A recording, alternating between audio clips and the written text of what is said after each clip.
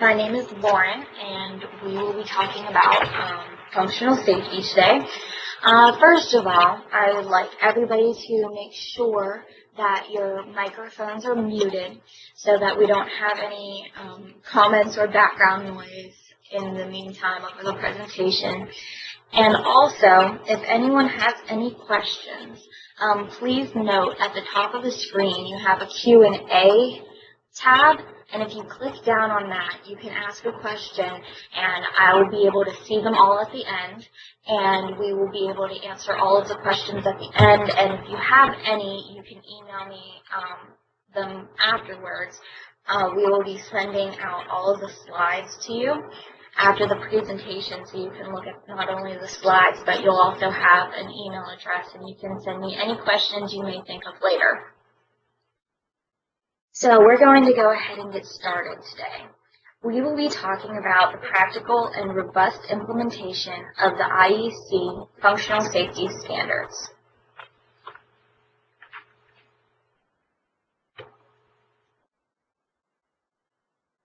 The release and adoption of IEC 61508 and IEC 61511 has created new requirements for all organizations involved with equipment used in safety-related systems. As these functional safety standards are applied more broadly across the industry and referenced more frequently as examples of best practice by industry and product standards, the importance of meeting them is increasing. The requirements of the standards are new to many end users, EPCs, and manufacturers of valves, actuators, and other devices used in final elements, which can result in effort invested in areas that do not guarantee compliance or increased safety reliability. This presentation will review the functional safety standards along with the steps necessary to meet them. IEC 61508 will be examined, including the safety life cycle, keys, documentation necessary, and the information that is supplied to end users.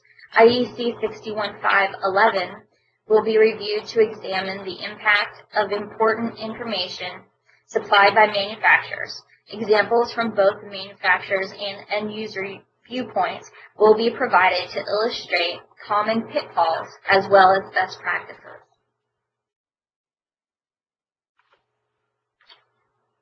My name is Lauren Stewart, and as you can see, I work for Exeter. I graduated from Virginia Tech with a BSME. I have worked in different industries before coming to Exeter, and I am currently working as a safety engineer with focusing in mechanical aspects for customers.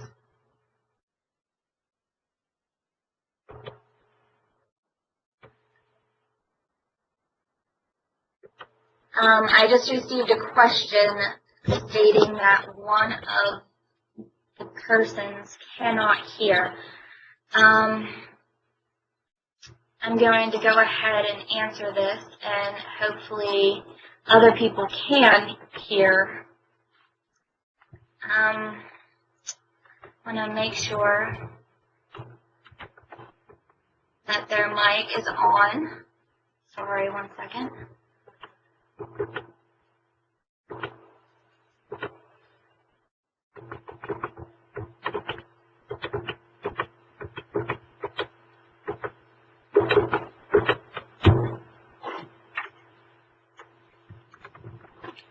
Okay, hopefully everybody else can hear me at this time, and I'm going to go ahead and I'm sorry to those who cannot. Okay, thank you for letting me know that you can hear me. I appreciate that, so I don't wonder the whole time. Today, the topics we will be covering are functional safety standards, what are customers doing, the critical issues, the importance of data integrity, product certification, and the roles and responsibilities.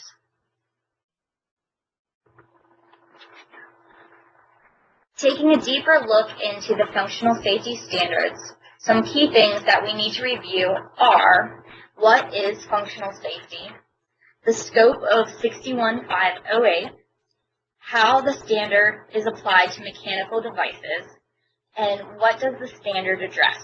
It addresses the safety life cycle, systematic faults, and random faults.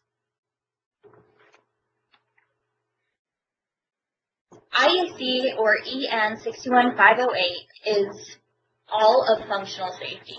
They define functional safety goal as the automatic safety function will perform the intended function correctly, or the system will fail in a predictable or a safe manner.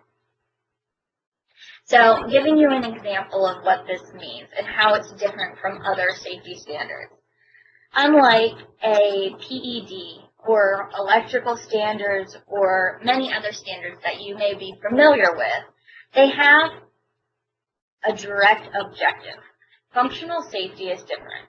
In functional safety, every application could be different. So every time functional safety looks at an application, they treat it differently. So all of functional safety has a different view. To give a good example of this, we'll look at a boiler. So NFPA 85 treats every boiler the same way. So if the boiler is in a cornfield, miles away from any people, any buildings, so if anything happened to it, it wouldn't reach anybody. NFPA treats that the same as if it was in the basement of a children's hospital in the middle of downtown New York City. So it all has the same risk reduction needed. It all has the same levels of risk. Functional safety is different. In functional safety, we look at every situation per its performance. So we would treat those two situations dramatically differently. And we're not saying that the way the NFPA treats boilers is wrong. It's very good. It's a safe way of doing it. But we're just making a point that functional safety is different. So IEC, or EN 61508, is a consensus standard. It has an international committee represented from many countries. As you can see, a group of people with their own standards came together to create 61508. In summary, 61508 applies to automatic protection systems. It's an EEPE for electrical, electronic, and personal electronics. So it provides measures of protection against random hardware failures and systematic design failures. It can be applied to project level work, so that would be a turnkey system. Or it can be applied to product level work, so it could be an off-the-shelf product applied in many different applications. The IEC 61508 standard targets suppliers. Its requirements are for suppliers of process control and instrumentation for component, element, or subsystem safety. That means that end users should seek suppliers with products certified to the standards by reputable certifying agencies. IEC 61508 enforcement. So in some countries, the standard has been accepted by governments with the force of law. In most situations, though, the standard is typically cited as best practice or expected engineering practices. So often required by end users, customers as part as project contracts. So this could be because of OSHA, this could be because of insurance companies, or just what the end user wants. And when accidents happen, the standards can be cited in civil cases as commonly accepted standard of performance. And we come to IEC EN 61508. It was written based on the EEPE systems, electrical, electronic, and programmable electronic. So many people ask the question if this is stating all of this electrical and electronic stuff, is it really made for mechanical products? And what we found is, yes it is. So if you just Google the scope of IEC 61508, you can see that it is in the frequently asked questions. So let's zoom in on that a little bit. So zooming in on A4, it asks about how it's applied to different technologies. So if you look down at the bottom, for low complexity safety-related systems, it is possible to comply with 61508 while not meeting every requirement of the standards. So you have no software on a simple mechanical valve, but it should be still covered by 61508.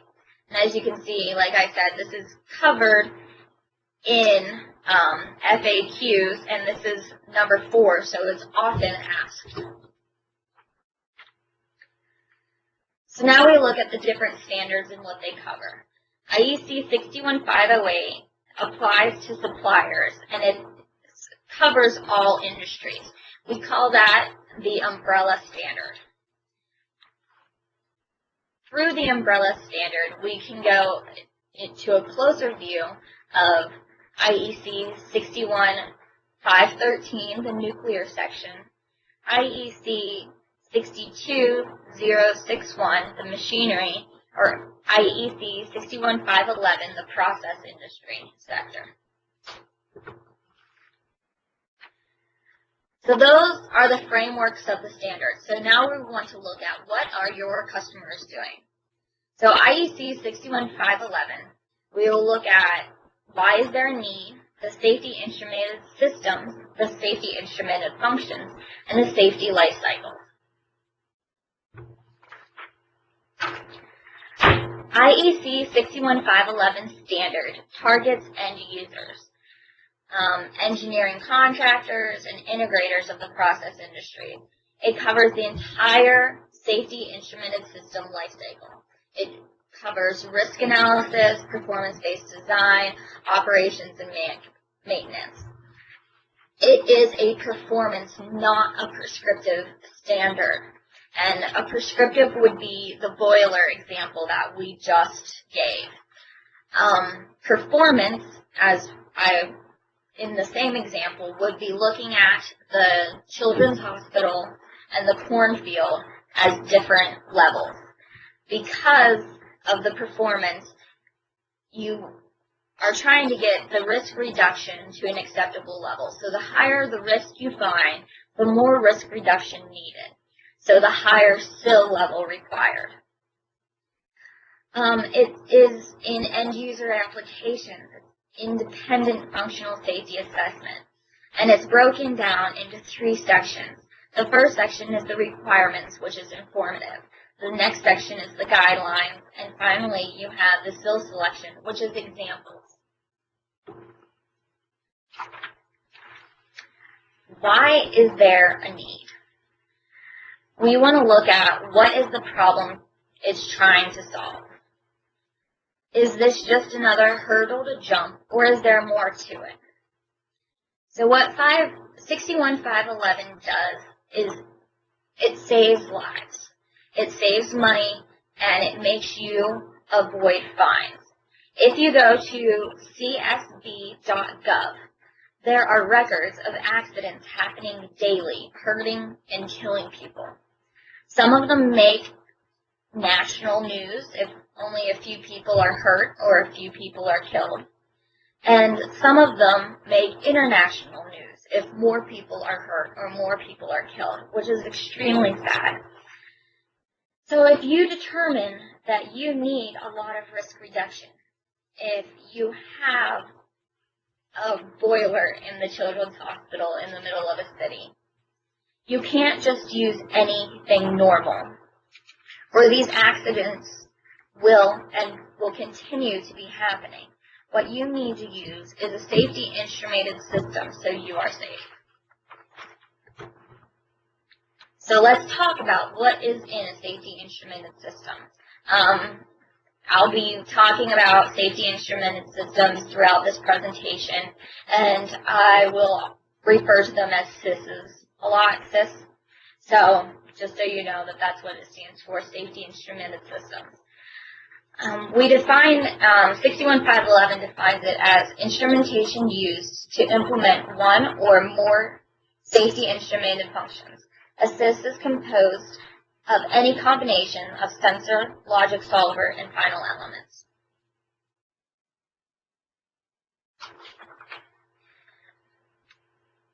Safety instrumented systems functional definition is a system composed of sensor, logic solvers, and final elements, and they are, as you can see in yellow, we have circled there what the SIS is. They are designed for the purpose of automatically taking an industrial process to a safe state when specified conditions are violated, to permit a process to move forward in a safe manner when specified conditions allow permissive functions, or taking actions to mitigate the consequences of an industrial hazard. Now we will look at what a safety instrumented function, or a SIF, is. A safety instrumented function, a SIF, is a safety function with a specified safety instrumented level, which is necessary to achieve functional safety, and which can be either a safety instrumented protection function or a safety instrumented control function. So we're going to look at some examples of safety instrumented functions now. So on detecting a high temperature, a SIF could prevent a column rupture by shutting off the steam flow of a reboiler. A SIF could, on detecting a high pressure, it could prevent the tank rupture by opening a valve to relieve the system. Or, on detecting a high level, it opens a drain valve to detect excess liquid to waste sump to reduce environmental damage. Or, on detecting a fire, it issues an alarm to minimize damage or possible injury. But please note here, this last example is not a complete safety instrumented function since it does not achieve a safe state.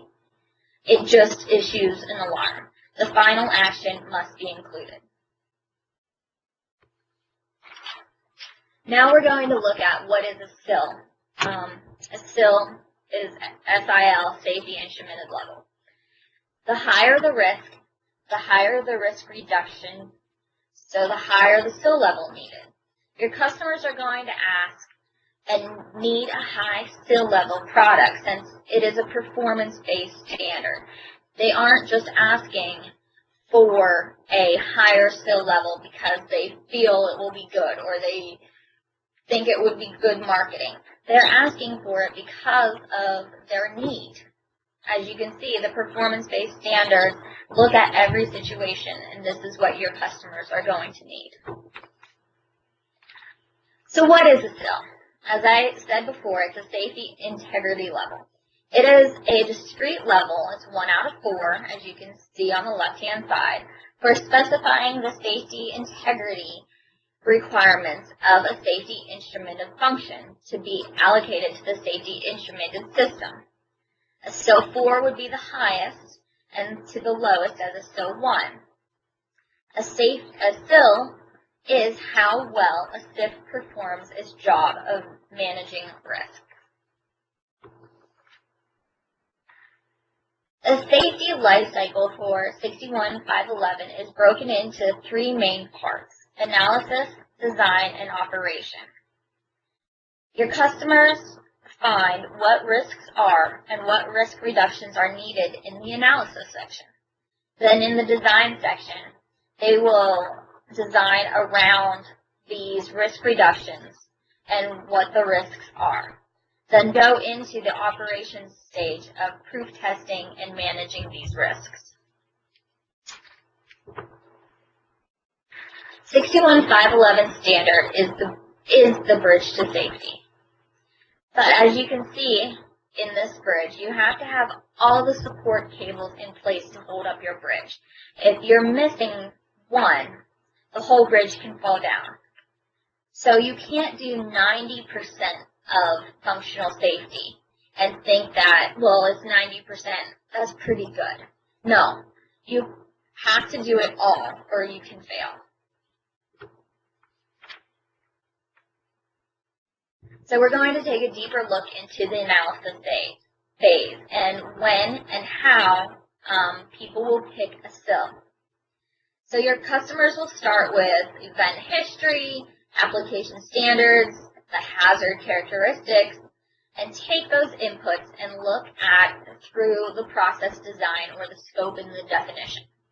As an output, they will come out with potential hazards and the hazard consequence and find the layers of protection needed. Then they will go into the tolerable risk guidelines and the failure probability and create a likelihood analysis or a LOPA. From that, they will look at the SIF required and the target SIL and the selected risk reduction factor. And they will come out with a risk reduction factor and a target SIL level. So this is showing how detailed the engineering going through the process to find a SIL level to give a person designing a mechanical valve or an actuator. As I said before, this isn't something that they just say, oh, I'd like to be a SIL 3 or I'd like to be a SIL 2. They go through this entire analysis phase to come up with those selections. So let's take a closer look into the safety integrity level selection. The objective is to specify the risk reduction required or the difference between the existing and the tolerable risk levels in terms of SIL. The tasks are to compare process risk against tolerable risk, to use the decision guidelines to select required risk reduction, and to document the selection process.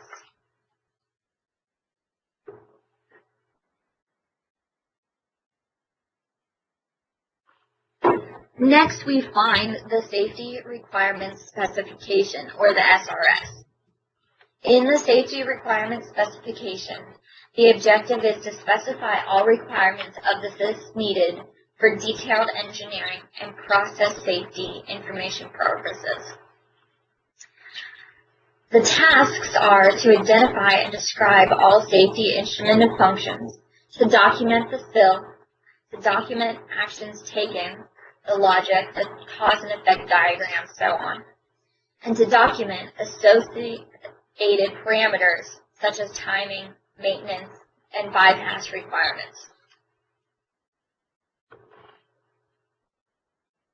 Next is the design phase.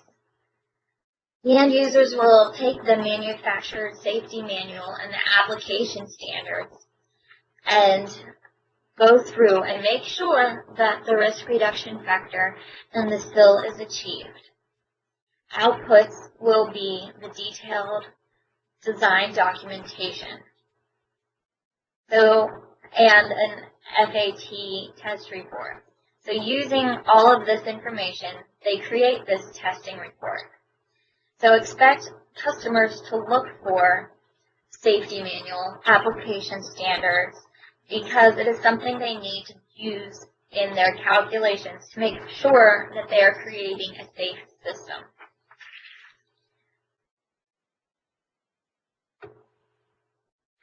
So next is the operation and maintenance phase.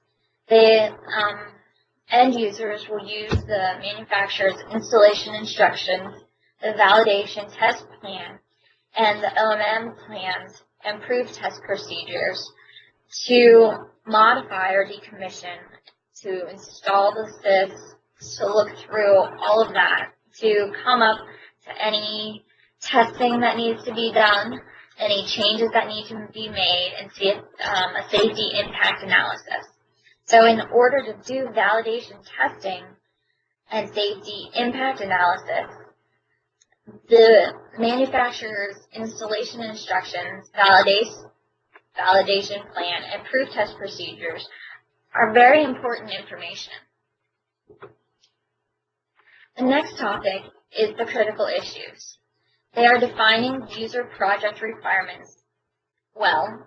They are SIL verification, proven in use, or IEC 61508 for all equipment, and requirements for management. So if your customer is requiring it, they either need a full assessment or a proven in use assessment. So breaking down defining user project requirements well includes the safety life cycle, which we just talked about, strength against random failures, which would be the PFD average calculation, and then strength against systematic failures. So this would be collecting data on your equipment or a third-party certificate. The industry really doesn't, at this point, accept self-certifications anymore. And you may ask why. So your customers trust you to give them the product, but they need more evidence to claim that they've achieved this large risk reduction. They realize that lives could be at risk, and the environment could be at risk, and there could be potential industry and harm. So they have already made the decision that this is very important. So they need someone besides the person giving them the product to guarantee that this is safe. Next is the SIF verification task in the safety life cycle. So your customers use the failure rate database and manufacturer's safety manual into their SIF conceptual design and reliability and safety calculations to find the PFD average, the risk reduction factors, the mean time to fail safe, and the SIL achieved. When the customer is selecting their technology, their objective is to choose the right equipment for the purpose. All criteria used for process control still apply. And their tasks are to choose the equipment, to obtain reliability and safety data for the equipment, and to obtain a safety manual for any safety certified equipment or equipment making a SIL capability claim. IEC 61511, functional safety for the process industries, requires that equipment used in safety instrumented systems be chosen based on either IEC 61508 assessment, parts 2 and 3, to the appropriate SIL level, or justification based on prior use criteria.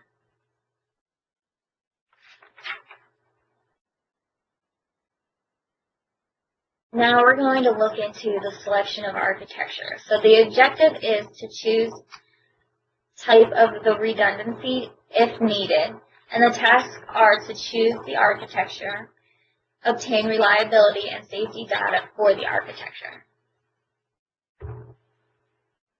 Next, we will be establishing proof test frequency and the options. In general, testing can include automatic testing, which is built into the SIS, offline testing, which is done manually while the process is not in operation, and online testing, which the process is done manually while the process is in operation. So we're going to look into the effects of incomplete testing and how important complete testing is. So because of incomplete testing, the PFD never returns back to its original value, and the risk reduction can be significantly lower. So if we look at the graph here, you can see that this originally started at SIL 3, but when it as time goes on and testing occurs with the vertical line going down, you can see that it never completely comes back to zero. So this red line increases over time. And at a point of the test period, the red line comes over SIL 3, and all of a sudden you are no longer a SIL 3 application, you are functioning as a SIL 2, which if you're in a SIL 3 application is not safe. This is because the partial valve stroke testing might find 90%. If you do a full valve stroke test, you might find 95%. If you do a partial valve stroke test with leak detection, you might find 99%. But you cannot count these as 100% in the test results. It's not a realistic expectation. The next topic is the compliance requirements. As you can see, there are 3 sections of compliance requirements. It is broken down into the SIL capability, the architectural constraints, and the probability of failure. If you can see where all 3 of these come together and meet in the very middle, there's a small section of compliance. If you only have 2 out of 3, say you have SIL capability and the probability of failure, you're not going to be in compliance because you did not look at the architectural constraints. So you have to look into all 3 sections of compliance requirements to meet complete compliance. The next topic is the importance of data integrity.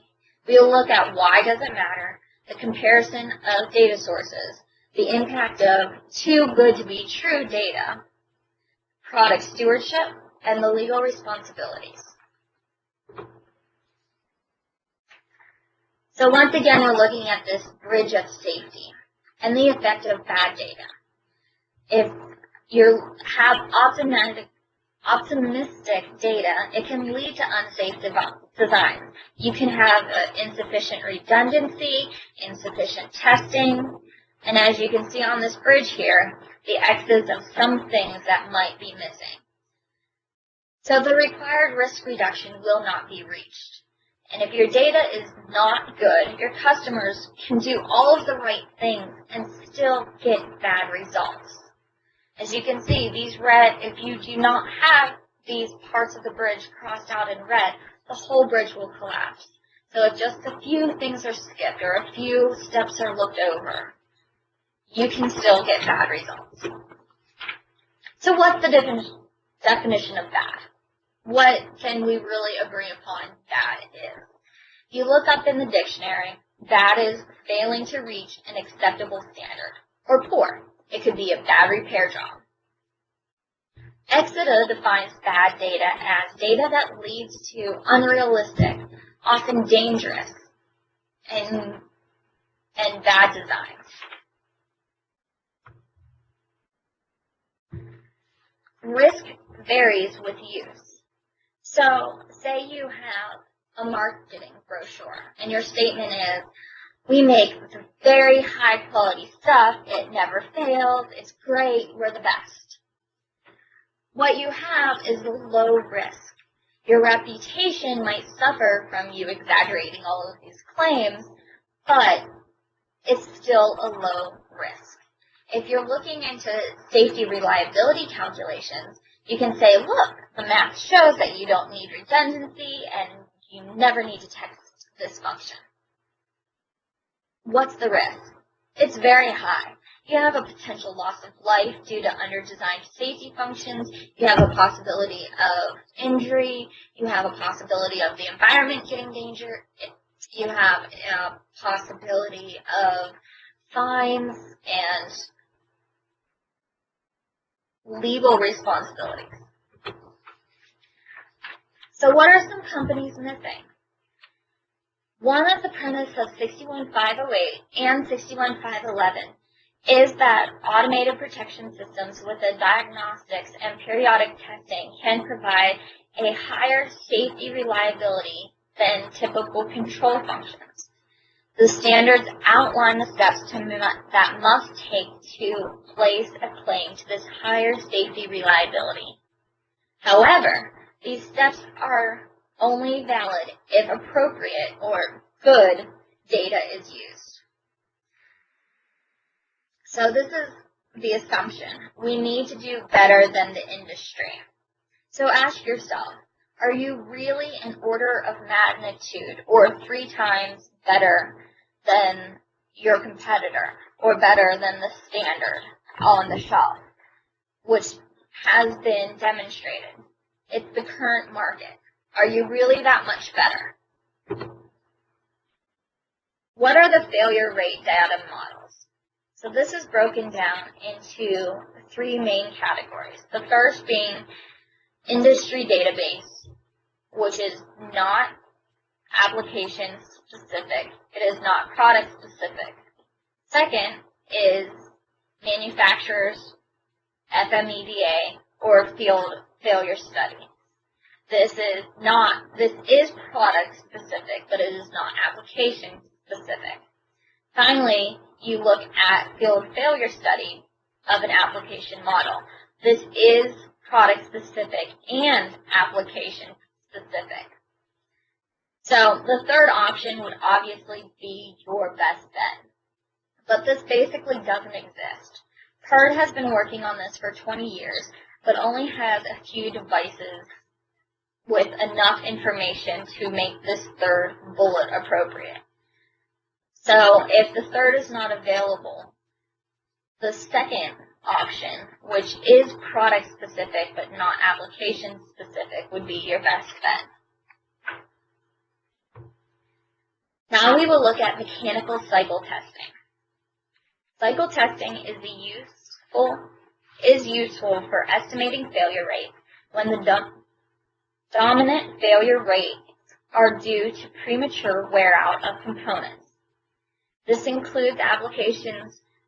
occurs in applications with frequent dynamic movement, so a continuous or high demand applications with lubricant and mechanical loading.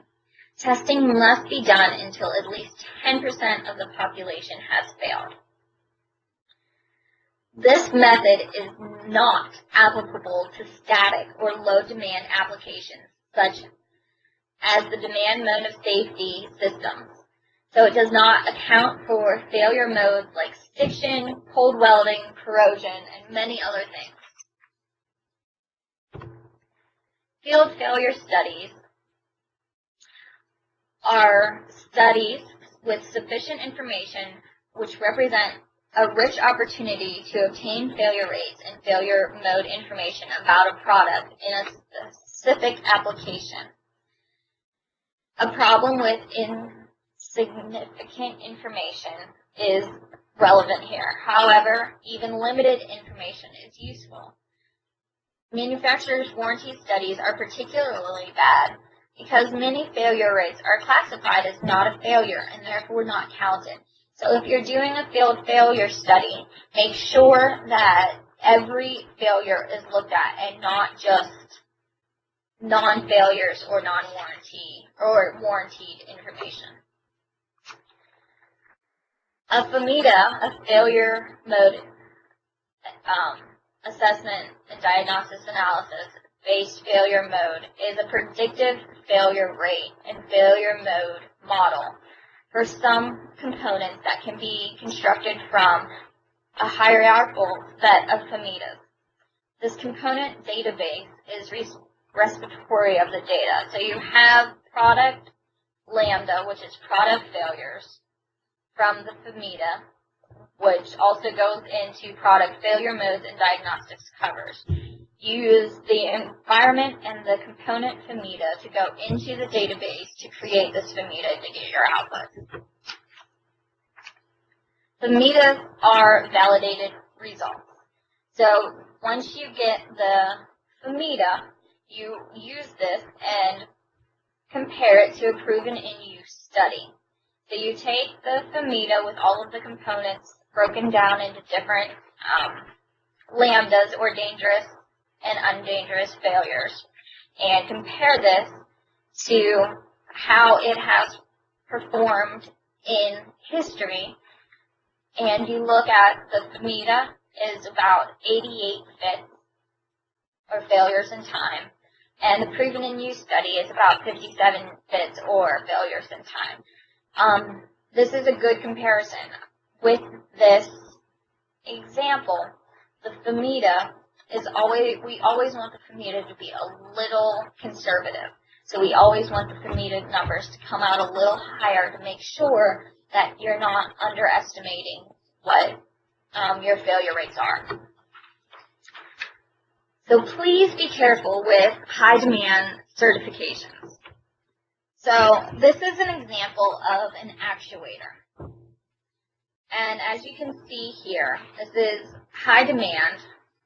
And if you look at what is circled here, it is only 10 fits. Oh, there's only 10 demands per year, which is not high demand, but they're using it as a high demand certificate. So some certifications are based on cycle testing or other methods that require frequent movement of electromechanical products. So this assessment is not valid for low demand applications, even though, as you can see above the 10, there's a low demand mode right on there. The OEM has product stewardship responsibilities, so don't supply high demand data for low demand applications. This is actually happening out there currently. We just received this certificate about 2 weeks ago to have a question if this is valid and if this is correct. So looking at optimistic data, you can see here in the pie graph with the red that final elements is only 5% of the total.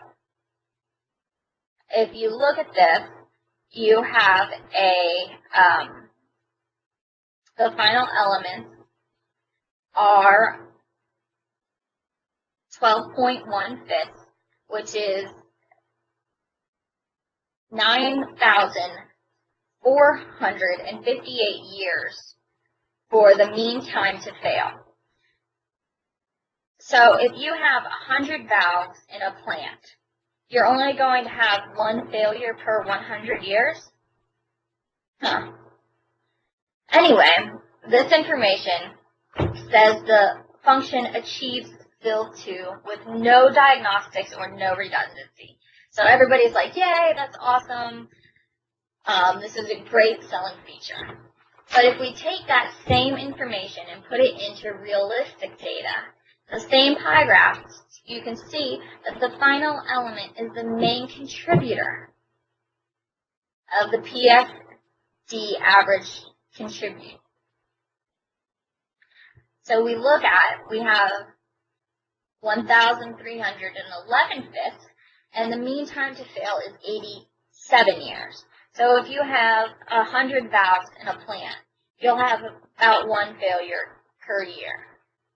That seems a lot more realistic to me. So we look and we can say that improved reliability is implemented by diagnostics. So we can have a risk reduction factor lowered by using diagnostics, and this seems much more reasonable. So optimistic data is unsafe data. A SIS is defined as a system composed of sensors, logic solvers, and final elements designed for the purpose of automatically taking industrial to a safe state when needed, to permit the process to move forward in a safe manner when needed, or taking actions to mitigate the consequence of an industrial hazard. We went over this definition earlier. So let's go back to say where it's used. If it needs to be an above average performance because of a possibility of loss of life, let's go back to our example of the boiler. Would you have the same optimistic or same unsafe calculations if you're doing this in the children's hospital. There could be a loss of a lot of lives. In the porn field, that might not matter as much, but if you decide that there is a potential loss of life, that there is realistically a dangerous situation, and you use optimistic data, this is not okay. Things can come back to you now. So there is now, in this day and age, there are legal responsibilities.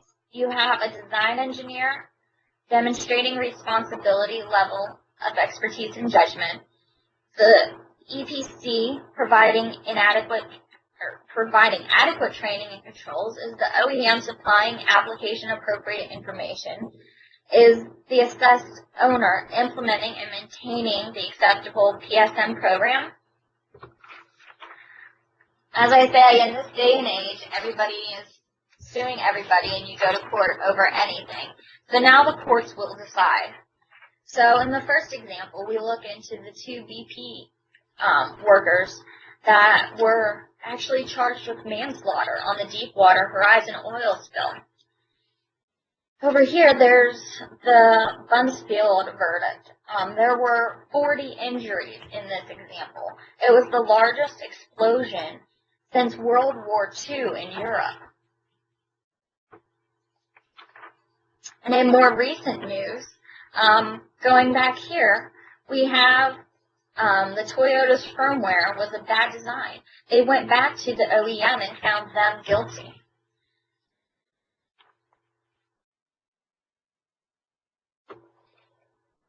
Now let's turn to product certification. So what does this all mean? So why are your customers asking for this? It's because really bad things are and can happen. Things need to be different and better than they have been in the past. So this is a safety life cycle for an OEM or for 61508. Once again, you have the analysis phase, the realization phase, and the operation phase. You still have your scope of definition, you have your hazard and risk analysis, and overall safety requirements. Through that, in the realization phase, you come to conclude your risk reduction that needs to happen and your overall safety validation. And this, you come to realize this through the operation phase, and you have your overall operation and maintenance. So the safety spec will be nearly the same as the product spec.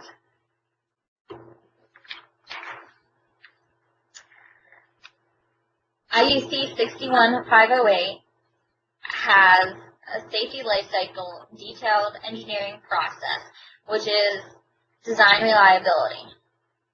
And you have the probabilistic performance based on design, which is hardware reliability. And as you can see, this becomes the design mistakes or the systematic faults, and the hardware reliability becomes the random faults.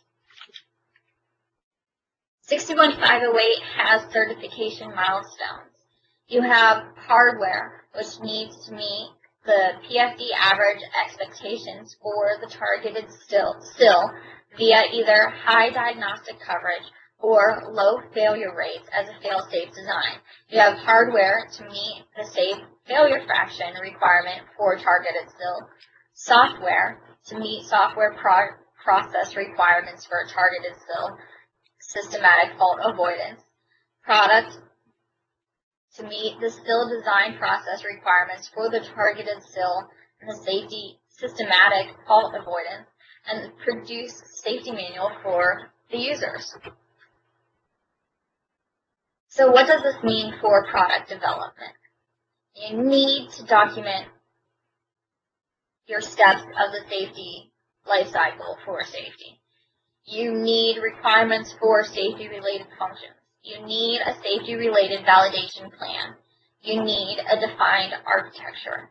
There are also, for software qualifications, you need a qualified set of tools, including a language compiler fit for purpose. You need a coding standard.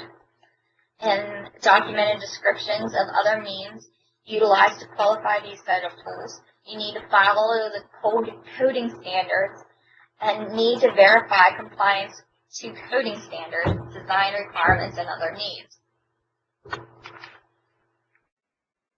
So we now look at a product level 61508 full certification. The end result of the certification process is a certificate listing the skill level for which a product is qualified and the standards were used for the certification. This certificate then goes on the SAEL, which is the Safety Automatic Elements List. A good certification assessment will demonstrate high design quality for hardware, software, and high manufacturing quality.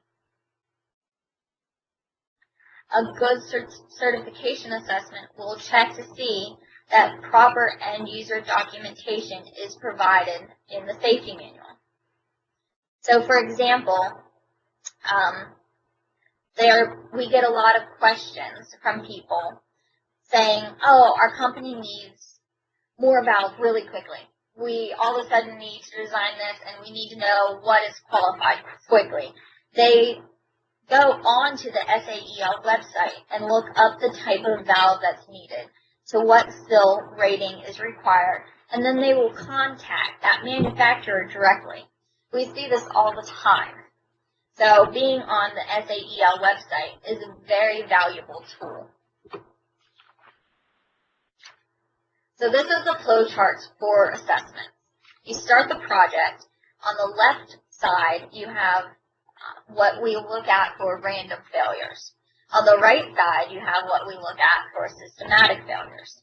But all of this comes down to, are all of the requirements met? And the issue of the certificate through assessment report and a certificate, which goes on the SAEL.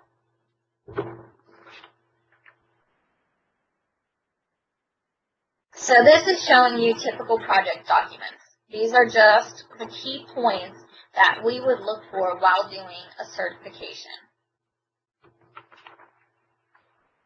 And this is showing you our safety case database. As you can see, it's kind of crazy going on here. We look at the requirements and we use an argument through the assessment.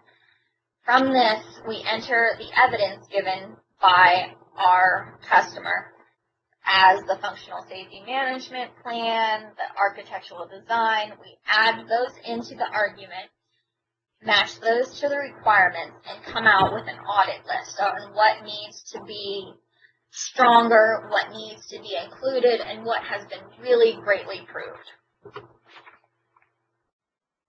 So a little bit about Expeda is we're broken into a bunch of different sections. We have consulting for process safety, which is 61511, which we talked all about, and control system security.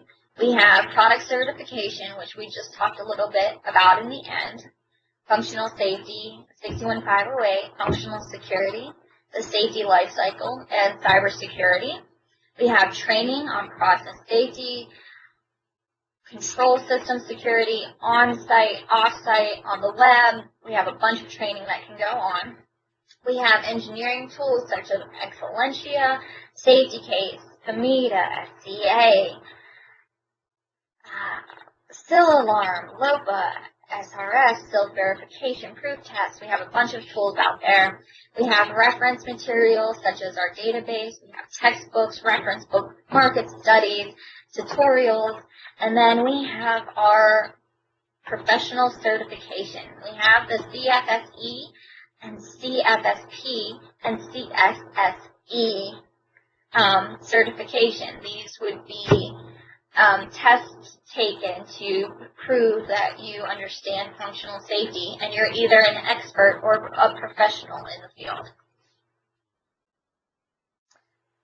So that is the end today. I see we have a couple questions that I'll get to now. Sorry if I didn't see them and you wrote them earlier. And if you have any other questions that you'd like at this point, I'll be opening the question and answer tool and looking through them.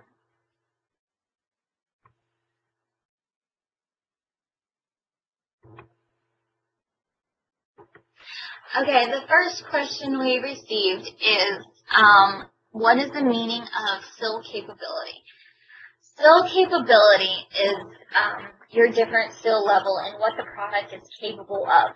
We don't necessarily say the whole final element has a SIL rating of SIL 3 or SIL 2 because you need to have the SIL capability of each part of the final element of the sensors, of the logic solvers, all put together to make a full SIL rating. So we go through and say each portion of the full scope is capable of this SIL rating.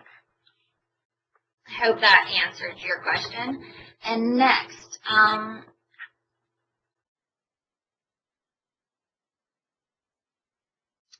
I have a question from Daniel. It says, can you please refer to the guideline in 61511 or 61508 where I can find the requirement noted for the cybersecurity audit report on slide 30, on slide number 30, stage 3 of the safety lifecycle? Thank you.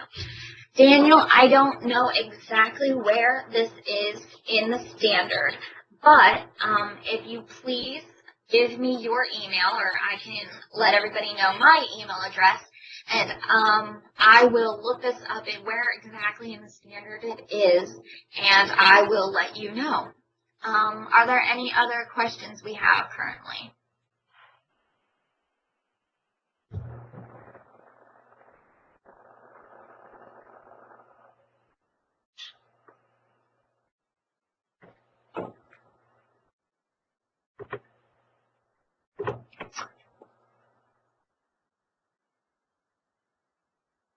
I have one here. What is the difference between the SIL compliance and the probability of failure? The probability of failure, which is the PFD, if you are doing it on a low demand application, we are looking at PFD average, so the average over the entire time, or the PF probability of failure per hour on a high demand application. SIL compliance uses PFD average or PFDH in one of the aspects in SIL compliance. It also includes, if we go back to the slide, let me see here. If we go back to the slide on compliance, you can see that, oops, there we go. You can see that SIL capability, probability of failure of demand, and architectural constraints all go into. So this compliance. So the SIL capability looks at the probability of failure on demand. We can break that apart with the architectural constraints, but SIL capability also looks at, have you done your safety manual? Do you have your safety requirements set? That's what we go through the audit, and we look at all of this documentation on, let me find the slide, I'm sorry. We look through all of this documentation to see if you have met these requirements. And we go put that documentation into the evidence for the safety case. So the safety case really looks at the SIL compliance. The PFD is part of one of the calculations that you get from a FMETA, and putting that together with the architecture is where you get true compliance.